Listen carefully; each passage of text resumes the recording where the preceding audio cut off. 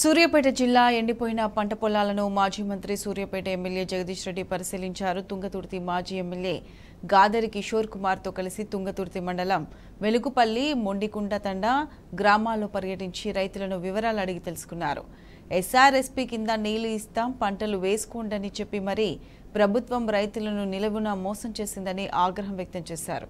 కాళేశ్వరం నీళ్లతో గత 4 ఏళ్లుగా వరుసగా 2 పంటలకు నీళ్లు ఇచ్చిన ఘనత బీఆర్ఎస్ పార్టీదని గుర్తు చేశారు. ప్రభుత్వం మెడలు వంచి నష్టపరిహారం అందించేంత వరకు తమ పోరాటం ఆగదని స్పష్టం చేశారు.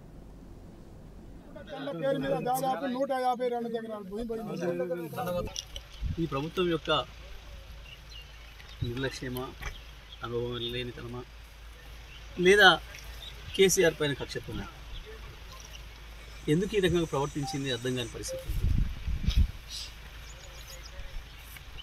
కాళేశ్వరం కుంగిన పిల్లలతో ఈ నీళ్ళకి సంబంధం లేదు.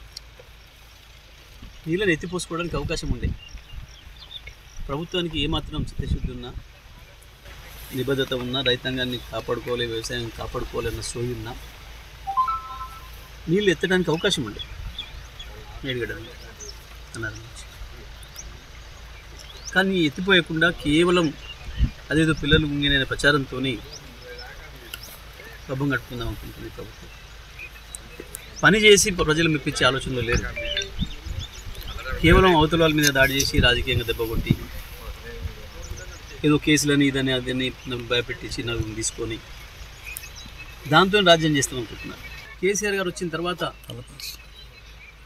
కాళేశ్వరం ఏదైతే 3 ఏళ్లలోనే పూర్తి చేసినారో, కాళేశ్వరం మొదటి ఫలితాన్ని అందుకొని అద్భుతంగా రక్తపు మరకల్ని తుడిచేసి సస్యశ్యామలమైన ప్రాంతం తుంగతుర్తి జిల్లా.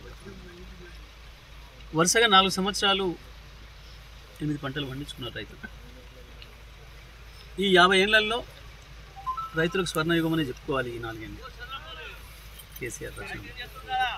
ఇవాళ మనం వస్తుంటే చాలా చెరువులు చూసినాం. మనం ఏ చెరువులో కూడా నీళ్ళు లేవు. రైతులు చెప్తున్నారు 4 ఏళ్ళుగా మాకు చేపలు పట్టడానికి వీలుగా లేదు.